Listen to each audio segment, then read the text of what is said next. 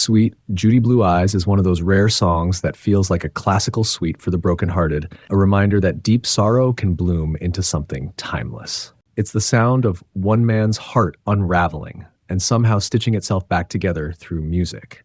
When you listen to it, you're not just hearing a song.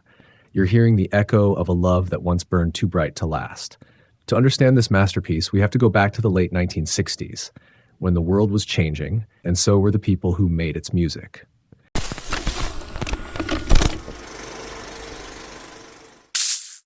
Stephen Stills, a brilliant, introspective musician from Texas, had just come out of Buffalo Springfield. He was talented beyond measure, a multi-instrumentalist, songwriter, perfectionist, and dreamer. But beneath that confidence was a restless soul. Around that same time, he met Judy Collins. She was radiant, a voice like silver light, already a respected folk singer with a career that was soaring. She wasn't just beautiful. She was graceful, magnetic, intelligent. Stephen Stills fell in love fast and hard. Their relationship burned bright, the way only artist loves can, full of passion, intensity, and the constant tension between two people both married to their art. He adored her, idolized her even, but as his devotion deepened, hers began to waver. Judy was older, more established, more self-assured. Stephen was volatile, young, and insecure. He needed her. She needed freedom. And slowly, that difference began to pull them apart. In a 2017 interview, Judy Collins said softly, "He was the perfect lover, but we were at different places in our lives." That difference would become the wound that birthed one of the greatest songs ever written.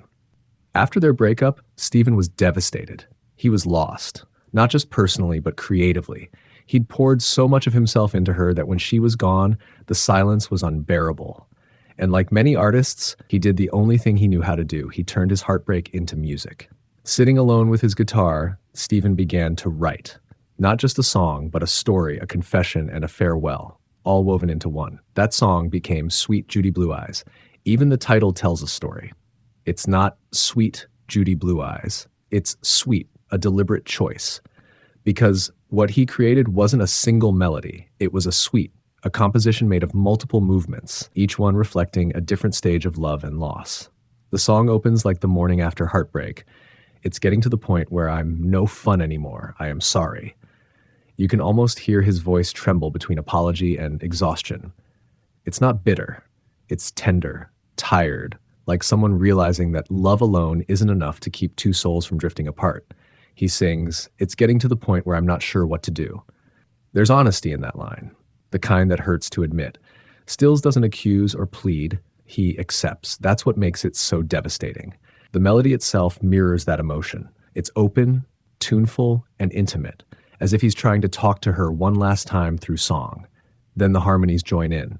David Crosby and Graham Nash, blending their voices so seamlessly that it feels like one soul singing in three parts. That was the magic of Crosby, Stills, and Nash. But make no mistake, the emotional core was Stills. Every word, every chord was him. Don't let the past remind us of what we are not now. That line. It's pure poetry and pain. It's the sound of someone trying to move forward while still haunted by yesterday. The song shifts and changes, much like love itself, from tenderness to pleading, from reflection to hope. Then there's that Spanish section at the end, the part everyone remembers.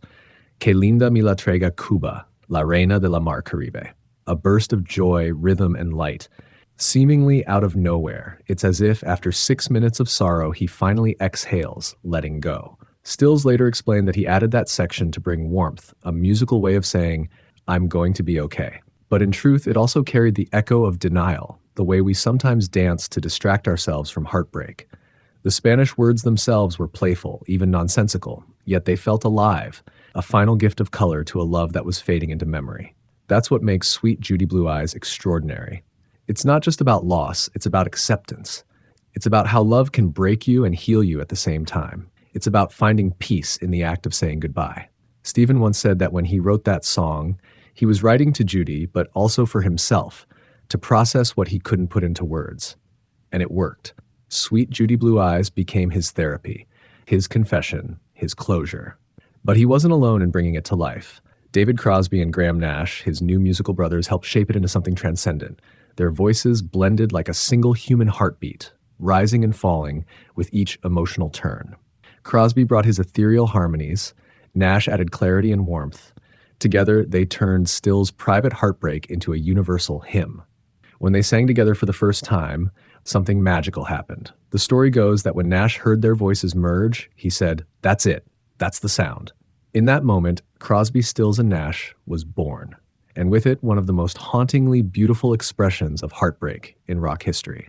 The sessions for Sweet Judy Blue Eyes were intense, almost spiritual. Stills wasn't just arranging harmonies or perfecting guitar lines, he was bleeding out memories. He could spend hours on a single note if it didn't feel right. He was chasing not a sound, but a feeling. The pain of losing someone who still lingers in every corner of your mind. Crosby later said that Stills was a perfectionist to the bone. And you can hear it, the precision, the depth, the devotion. The beauty of the song isn't that it hides the sadness, it embraces it. It says, yes, love hurts. Yes, it fades. But even when it's gone, it leaves behind something beautiful. When the final mix was complete, the band gathered in the control room to listen. The tape rolled, those shimmering chords filled the room, and when the last do-do-do-do faded into silence, no one said a word. They didn't have to. Everyone in that room knew they had just made something timeless. When Sweet Judy Blue Eyes was released in 1969, it wasn't just a song, it was a revelation. It opened the debut Crosby, Stills, and Nash album, setting the tone for everything that followed. The album was already brilliant, filled with songs like Helplessly Hoping and Guinevere, but Sweet Judy Blue Eyes was something else entirely. It was daring, vulnerable, 7 minutes long with no clear chorus, and yet it connected deeply. Listeners didn't need to know who Judy Collins was. They could feel the truth, the heartbreak, the longing, the quiet surrender. It reached number 21 on the Billboard Hot 100, an impressive feat for a sprawling folk rock suite. Radio DJs trimmed it down to fit airtime, but even in its shortened form, the magic remained. And then came Woodstock. The summer of 1969, 500,000 people gathered in a muddy field in upstate New York, a generation's defining moment. It was only their second live performance. They were terrified. Stephen Stills looked out at that sea of faces and said, "This is only the second time we've played in front of people, man. We're scared shitless." Then he began to play. The guitar shimmered, the harmonies bloomed, and Sweet Judy Blue Eyes rose into the humid air. Imagine that moment, the chaos of the world outside, the noise of war and division, and then three voices singing about love, loss, and acceptance. For a few minutes, all the noise melted away, replaced by something pure. That performance transformed them from promising newcomers into legends. Sweet Judy Blue Eyes became their signature, the sound of vulnerability in an era that desperately needed honesty. Over 50 years later, it still feels alive. It's not just nostalgia, it's a time capsule of emotion. Every time you hear it, it feels like someone is reading a page from their diary. Musicians still study it for its complex structure and open tuning.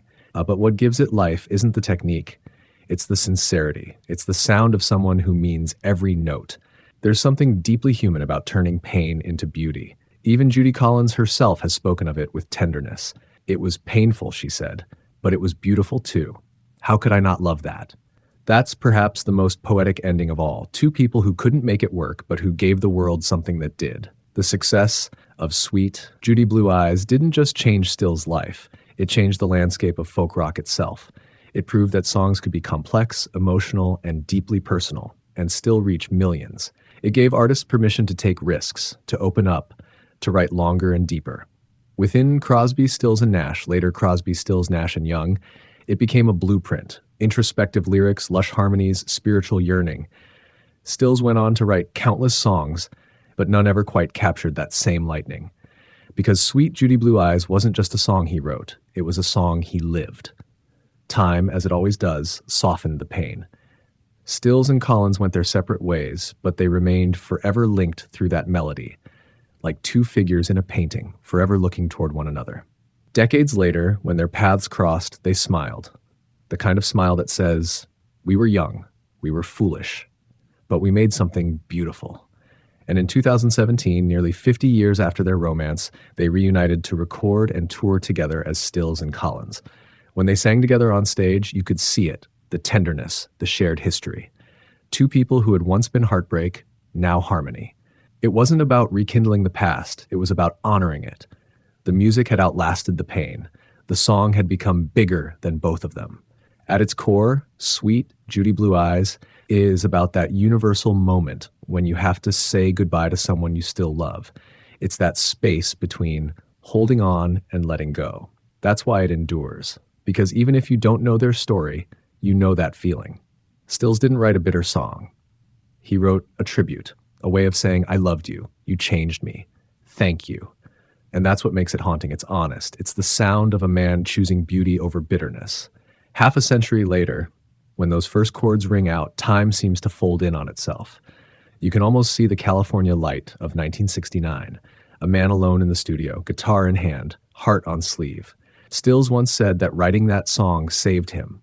Maybe in a quiet way, it saved all of us who've ever loved and lost. Because that's what great songs do. They take private pain and make it eternal. Sweet Judy Blue Eyes isn't just a breakup song. It's a monument to vulnerability. Proof that heartbreak can bloom into harmony, that love can leave behind something eternal. So the next time you hear it, when that guitar begins to shimmer, when those voices rise together, remember, you're hearing a goodbye turned into forever. A man's broken heart, still beating inside one of the most beautiful songs ever written.